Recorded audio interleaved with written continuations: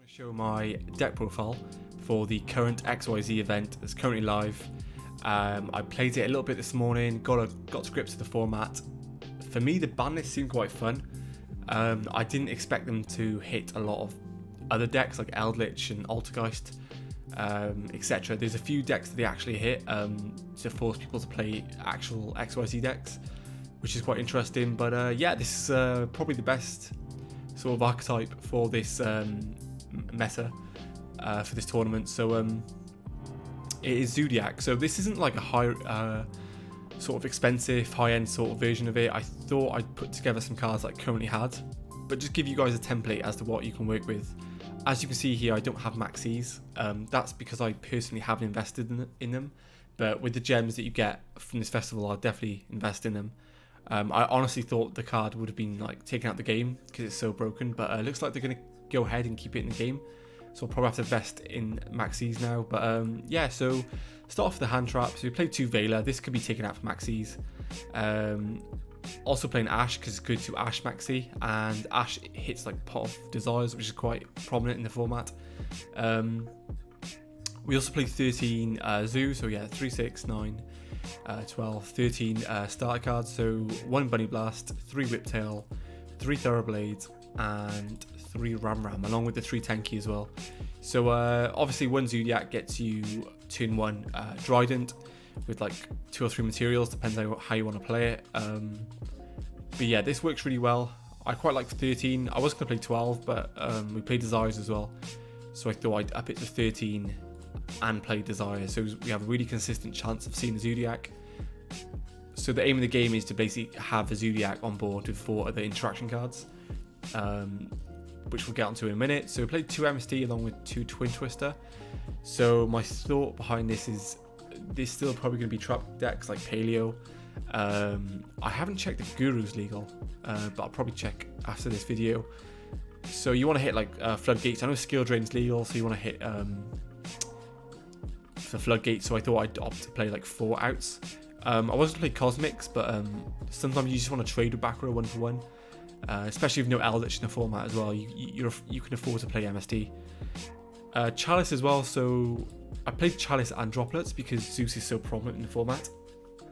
You can literally just Chalice a Zeus, try and turn it off, and then proceed to make your own Zeus in the mirror match. So Chalice is actually really insane.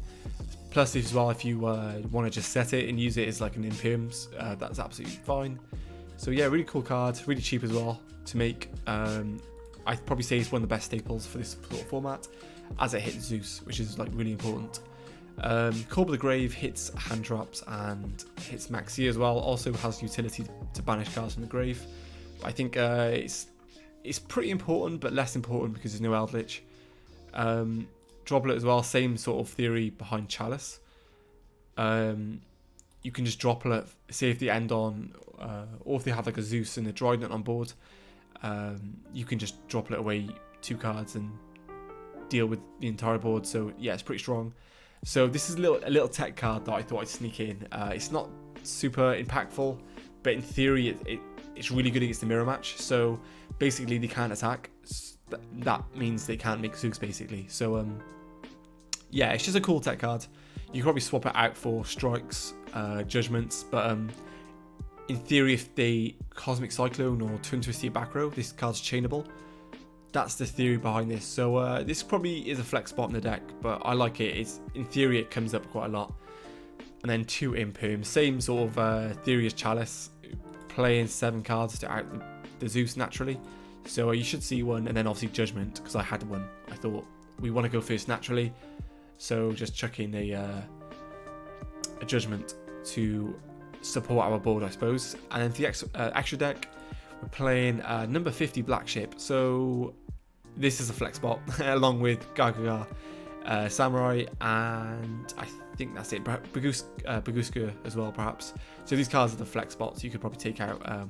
But yeah, for the Zoodiac engine, we're playing 3 Tiger Mortar, 3 Shaka 9, 1 Trident, 2 Borbo, 1 Hammer Kong, Vespinato, and of course Zeus. So these cards are pretty important. You could play 2 Shakanine and perhaps 2 Tiger Mortar, but I feel like there's so much room in the extra deck now, you don't really need to go crazy on the links or anything, because obviously you can't play them, so I thought I'd just add in extra copies in case you're in a grind game and you really need them. I forgot to mention as well, I also play Avarice, so Avarice is actually broken in this deck because you can shuffle back your Zeus and Trident, which is really, really important as well.